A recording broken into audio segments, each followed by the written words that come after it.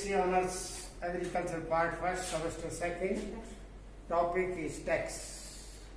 सरकार द्वारा कर अनिवार्य रूप से वसूल किया जाता है और जो आय प्राप्त होती है उसे सामान्य हित में खर्च की जाती है, सामान्य कार्यों को उपलब्ध कराने के लिए।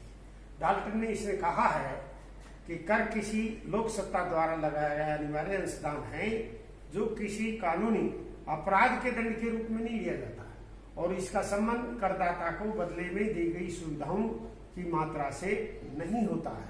अर्थात कर जिससे प्राप्त करता है जरूरी नहीं उसे किसी प्रकार का उसके बदले लाभ दिया जाएगा। कर तो ये अनिवार्य रूप से भुगतान है। इसकी विशेषताएं: नंबर 1, कर अनिवार्य रूप में भुगतान है। नंबर 2, कर से प्राप्त आय उपयोग सरकार द्वारा सामान्य हित के लिए किया जाता है। नंबर 3, सरकार करदाताओं को कर के बदले में कोई विशेष लाभ प्रदान नहीं कर सकती है। करों के प्रकार: नंबर 1, डायरेक्ट टैक्स। हम टैक्स को समझने के लिए सबसे पहले हम इम्पैक्ट समझें। सरकार जिस व्यक्ति पर कर लगाया जाता है उसको उस पर इम्पैक्ट पड़ता है, लेकिन शिफ्टिंग से, कर विवर्तन से एक व्यक्ति से दूसरे व्यक्ति पर, दूसरे से तीसरे व्यक्ति पर ऐसा किया जाता है, उसे कर विवर्तन कहते हैं। और फिर अंतिम रूप से वास्तव में जो उसका भार वहन करता है उसका इंसिडेंस कहते हैं। इसलिए करापात और कराघात इसके आधार पर हम डायरेक्ट और इनडायरेक्ट टैक्स का विवेचन करते हैं। इसलिए डायरेक्ट टैक्स उसको कहते हैं कि एक ही व्यक्ति पर जिस पर सरकार चाहती है और वही कर का भुगतान करता है, उसी पर आघात होता है, वही कर का भार अंतिम रूप से वहन करता है, जैसे आपका इनकम टैक्स। इसके बड़े लाभ हैं। कर लगाने के विभिन्न सिद्धांत हैं। उन सिद्धांतों में एक न्यायोचित सिद्धांत के आधार पर कम से कम खर्चा हो, ज्यादा से ज्यादा आय प्राप्त हो, इसे वित्तपूर्ण कहते हैं। और सरकार को कम खर्च से अधिक पर्याप्त मात्रा में आय प्राप्त होती है जिससे वह अपनी आवश्यकता को पूरा कर सकती है। और इसमें निश्चितता होती है कि निश्चित रूप से इतने प्रतिशत से टैक्स लगाया जाएगा, सरकार को इतनी आमदनी होगी और उससे जो है अपने कार्यों को पूरा कर सकती है, इसलिए इसको निश्चितता होती है। इसके बाद लोचपूर्ण है। लोचपूर्ण का अभिप्राय है वर्तमान में जिस दर से लगाया और सरकार को ज्यादा आय चाहती है तो वो और अधिक दर से जो है और पर्याप्त मात्रा में है तो दर की घटा भी सकती है। तुरंत ही इस प्रकार से कर की मात्राओं का उच्चावचन करने का जो अधिकार सरकार के पास तुरंत है उसको हम सिद्धांत के रूप में लोचपूर्ण सिद्धांत कहते हैं। और सामाजिक और राजनीतिक चेतना जाग मेरी कर की राशि सरकार को मैं भुगतान करता हूं, उस राशि को सरकार कैसे उपयोग करती है, उसको सामाजिक हित के लिए प्रयोग करती है या नहीं करती है, और राजनीतिक चेतना बढ़ते है। इसलिए सरकारों को के खिलाफ आंदोलन भी होते हैं, सरकार बदली भी जाती है और टैक्स भुगतान से सजग रहता है। उसमें एक क्वालिटी आती है व्यक्ति में, वह सामाजिक एवं राजनीतिक चेतना जागृत होती है। नंबर 2, इनडायरेक्ट टैक्स होता है। इसको अप्रत्यक्ष कर या परोक्ष कर कहते हैं। वह कर जो जिस व्यक्ति पर लगाया जाता है वह पूर्णतः या अंशतः दूसरे ऊपर टाला जा सकता है। अर्थात इम्पैक्ट और इंसिडेंस अलग अलग व्यक्ति ऊपर होता है और ऐसा सुविधा शिफ्टिंग ऑफ टैक्सेशन में होती है।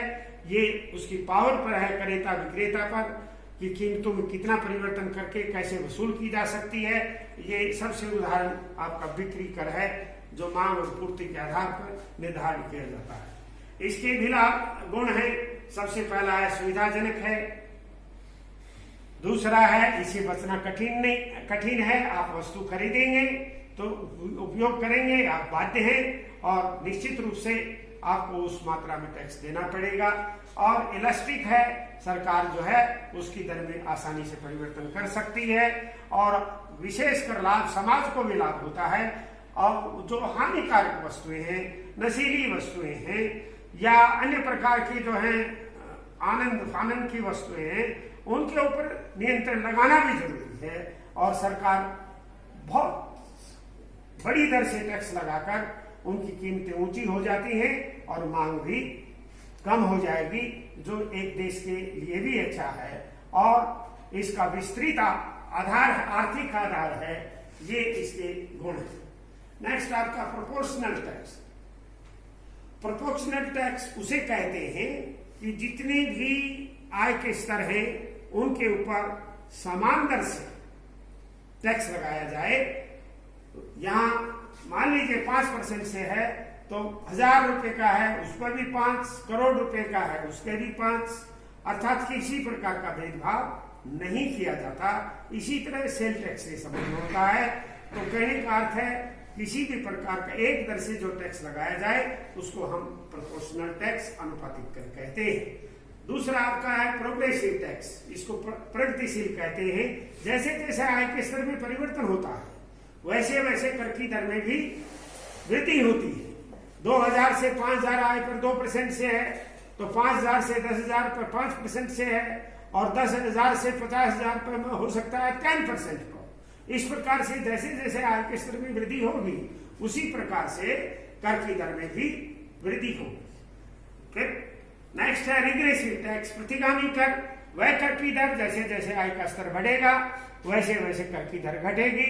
उदाहरण के लिए 2000 से 5000 पर 5%, 5000 से 10,000 पर 2%, और इससे ऊपर हो तो 1%। इस प्रकार से आय में वृद्धि होने के साथ साथ कर की दर में जो घटती है उसको हम रिग्रेसिव टैक्स कहते हैं।